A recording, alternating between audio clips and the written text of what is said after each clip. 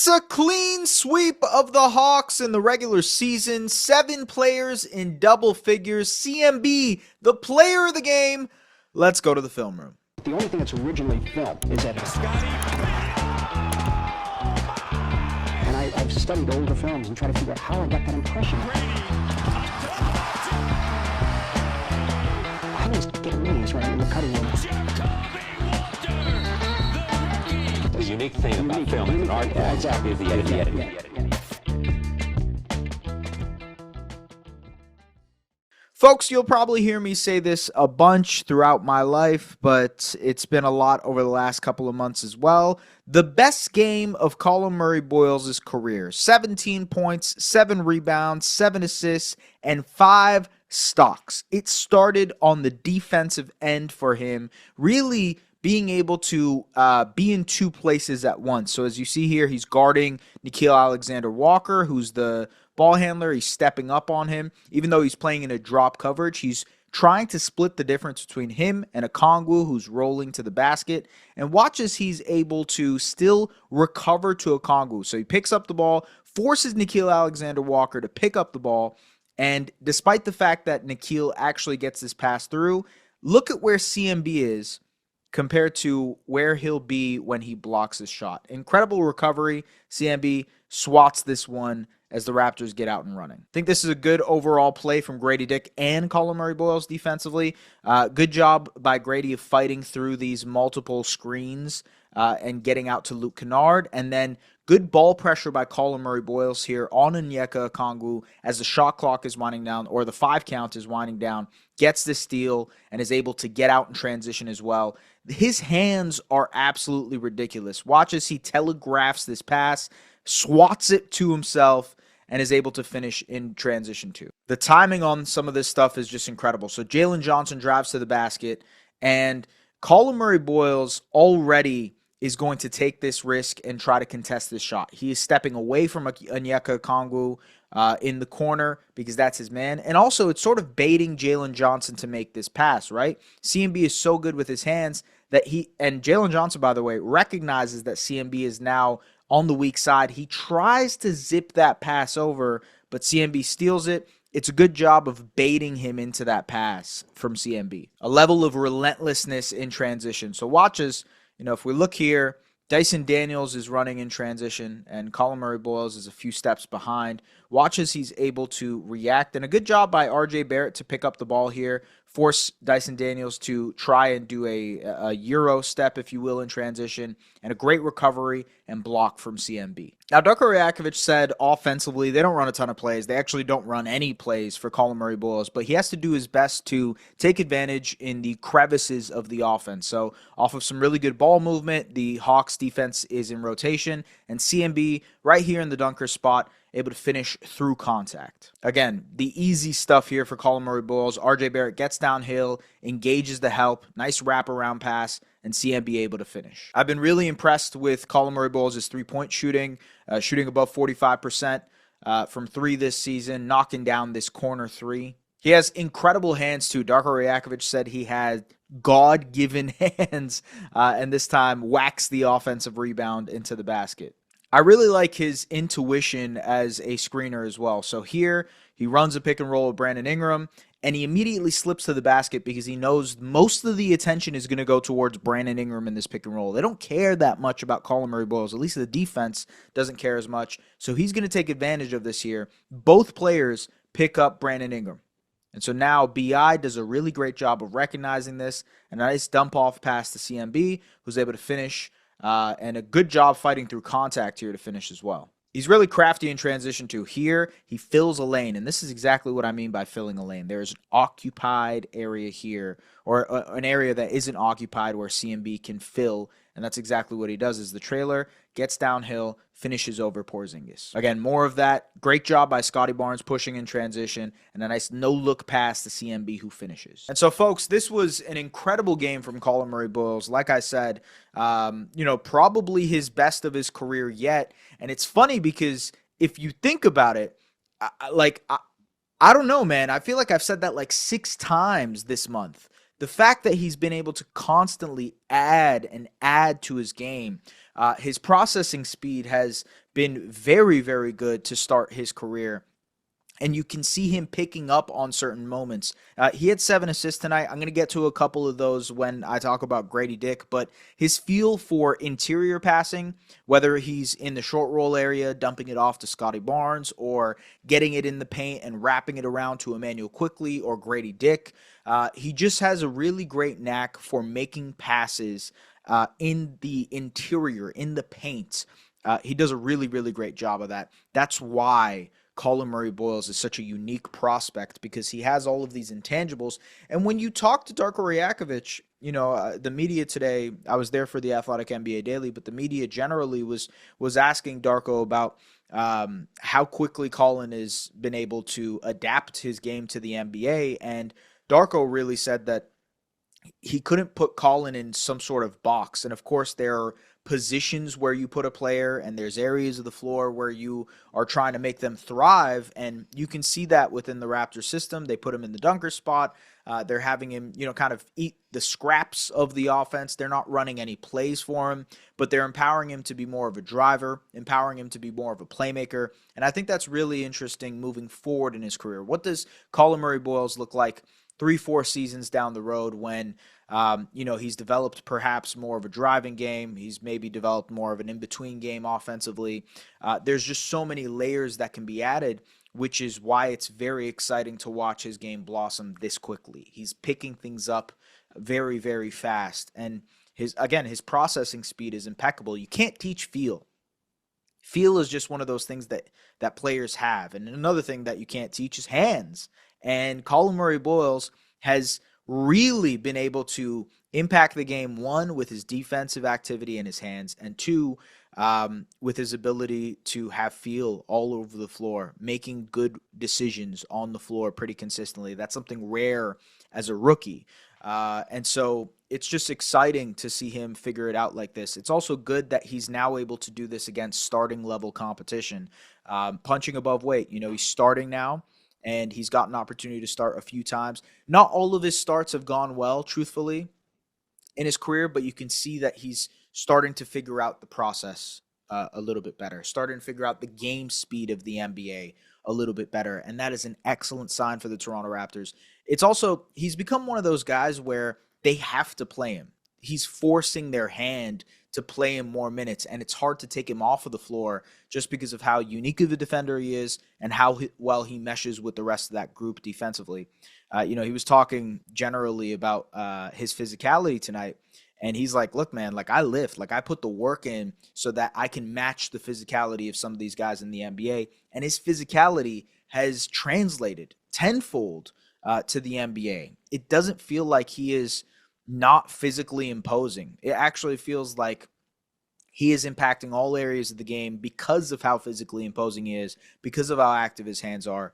And overall, he was probably the most impactful Raptor. I mean, yeah, he was plus 24 tonight, which was a team high. You could tell on the box score, you could tell while watching the game just how impactful Collin Murray-Boyles' presence was. And maybe that addresses some of the big man issues for the Raptors. Of course, when Jakob Poeltl comes back, he's going to slot back into the starting lineup, and having a 7-footer is very important. But they now have this extra look that they can go to with CMB at the 5. And while that's not something you want to rely on consistently, I think the combination of him and Mamu together, the combination of him and Scotty Barnes together, they work really well in tandem defensively. And so I'm just intrigued to see more. The Raptors were awesome in this game. They swept the Atlanta Hawks. They've won all 4 games against the Hawks. No Trae Young in this one. Kristaps Porzingis was back. We'll see where Trae Young gets traded. It seems like it's inevitable that he's going to get traded this week. But 7 players in double figures for the Toronto Raptors. Scotty Barnes had nearly a triple-double in 18, 8, and 10. Brandon Ingram put up 19, 9, and 3. We talked about Collin Murray-Boyles. Emmanuel Quickley ended up with 16 points as well. RJ Barrett rounded out his game with 17 points on 17 shots. Not the most efficient game from RJ Barrett, but a good bench performance from Mamu and from Gradey Dick. Gradey, in my opinion, has really been figuring things out defensively. over the last couple of months. And I know there are so many people who are like, well, he's not as good of a defender as he should be, or he's not making his shots, and so he's not being as effective as he possibly can be. The impact numbers don't lie when it comes to Gradey Dick. He is pretty consistently winning his minutes on the floor, and he's knocking down his corner threes. He has been their best corner three shooter to start this season, and he knocked down 2 corner threes tonight at the hands of Collin Murray-Boyles, which was a big part of why Gradey Dick had a very, very successful night. But a part of that was also the defensive side of the ball, where he was able to lock in. So let's talk about Gradey and see what plays he did to impact tonight.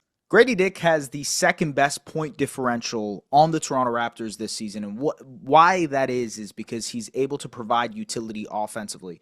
Part of why he's also able to provide utility is how impactful he's been defensively, especially over the last month. This time, steals the ball from Kristaps Porzingis, gets all the way out and running, and a good job of staying physical here against Zachary Risacher for the and one as well. He's also been their best corner three-point shooter this season. Good job by CMB to recognize Gradey Dick shaking to the corner, and so Gradey knocks down this three. Good rhythm here on this three-point shot as well. Really love Jamal Shed in transition. He's able to make offense out of nothing, and so he recognizes a cutting Collin Murray-Boyles in the dunker spot. And this is what I talk about when it comes to feel for CMB. He recognized that Vit Krejci has his back turned towards Gradey Dick, and Gradey is going to shake to the corner here to create an easier passing window for Collin Murray-Boyles to make this pass to the corner. And so that's exactly what happens. CMB gives it to Gradey, nice pump, and then able to knock down this shot from the corner. Again, good activity defensively, gets this ball from Jalen Johnson, goes all the way, and dunks. And Gradey has actually been a really good transition player this season for the Raptors too. So watch Gradey Dick's activity here. So he fights through this screen on Luke Kennard, stays on his hip, and then able to dig in here against Dyson Daniels. Great anticipation. And I've always thought Gradey's best utility defensively is his length. And so weaponizing that in passing lanes, weaponizing that in, digs like this one, really the best way for Gradey Dick to show off his utility defensively. Here he is, gets this jump ball situation with Dyson Daniels. I've talked about it in the past as well, especially when his shot wasn't falling, where there are moments where it's clear just his presence on the floor creates offense for the Raptors because defenses still pay attention to him like he is an elite shooter. And him being able to knock down those corner threes is so important to him staying on the floor. Obviously, so much of what he does is what he can be as a scorer, but he's been able to do the little things consistently in his career. And I think one of the things that you want to see more of is the comfortability to, he took 4 shots tonight, made all 4 of them. That's sort of where he needs to fine-tune his game. It's, hey, I'm going to have a certain allotment of shots. It's between 4 and 7, maybe 8 shots a game, depending on some injuries. How am I going to maximize the opportunities that I get? And he did a great job tonight of doing that. It's 1, finishing in transition, 2, knocking down threes. And of course, above that, can you be able to attack a closeout, settle into that mid-range area as we've seen him do before? But the defensive utility, weaponizing his length on the help side and weaponizing his length defensively in general to be active in passing lanes, to get steals and deflections, that's one area where I think Gradey Dick has looked a lot better over the last couple of weeks. And so you're seeing him figure it out as well. And that's a huge sign for the Toronto Raptors because he's obviously one of their most important rotation pieces outside of their star group that they have. When Gradey Dick is playing good basketball for them, the ceiling of this Raptors team ends up changing. And so it's a great sign that Gradey has been balling out over the last couple of games and really starting to fine-tune himself. He had that 15-point performance against Orlando where he kind of led the way in the first half for that bench unit. That was obviously an incredible bench game overall. They had 50 points from their bench. Those are the type of performances that you want to see more consistently from Gradey Dick. He had another one tonight. Hopefully this means that there will be a continued stretch of these type of performances from Gradey. Overall now, the Raptors are 7 games above 500. Scotty Barnes continues to play all-star-like basketball. They've dominated the Hawks this season. They've beat the Cavs a bunch of times. This is a team that now is entering a stretch of some pretty interesting basketball against some pretty interesting teams. Can they beat the Hornets, who just beat the Oklahoma City Thunder today, by the way? Can they beat the Hornets in Charlotte? Can they respond and beat the Celtics, who have kind of had their number this season? And two important games against the Philadelphia 76ers coming up in Toronto as well. I'm very curious to see how they match up against the Sixers, because I truthfully think that might end up being their playoff series in the first round if all things shake out the way that they're supposed to. Right now, if the playoffs were to start tomorrow, it would be Raptors versus Sixers in the first round, with the Raptors having home court advantage. We've seen the Raptors play the Sixers multiple times, obviously 2019, but we remember the 2021 series where Scotty Barnes got hurt and Joel Embiid did the flying saucer. There's been a lot of moments here from Raptors-Sixers history. I'm very curious to see how they play that team, because that team has a lot of talent. And this Raptors team has a lot of talent too. How do they match up against that team? This next week, very interesting basketball before they head to that West Coast road trip. So if you look at it, I mentioned the 4 East Coast teams that they're playing. They obviously play the Pacers after that in Indiana. They come back home for the Clippers game, and then they're on a 5-game West Coast road trip. So they need to stack up some wins as much as possible before they head out on the road in the West Coast. We'll see how they do, folks. But it is good right now. Good vibes for the Toronto Raptors. By the way, I don't think that they are trading for Trae Young. I know a lot of people were very excited about that because I posted that the Hawks front office was there. The Hawks front office has been there all weekend. And obviously, no trade has transpired. I think Trae Young will probably be a Washington Wizard based on the reporting that we're seeing. But we'll see what happens, folks. Trade season is a wild, wild time. Hope you guys enjoyed as well. Appreciate you guys tapping into Raptors Republic. And always like, comment, subscribe. Do those things that you guys usually do. We'll see you guys for Charlotte. Peace.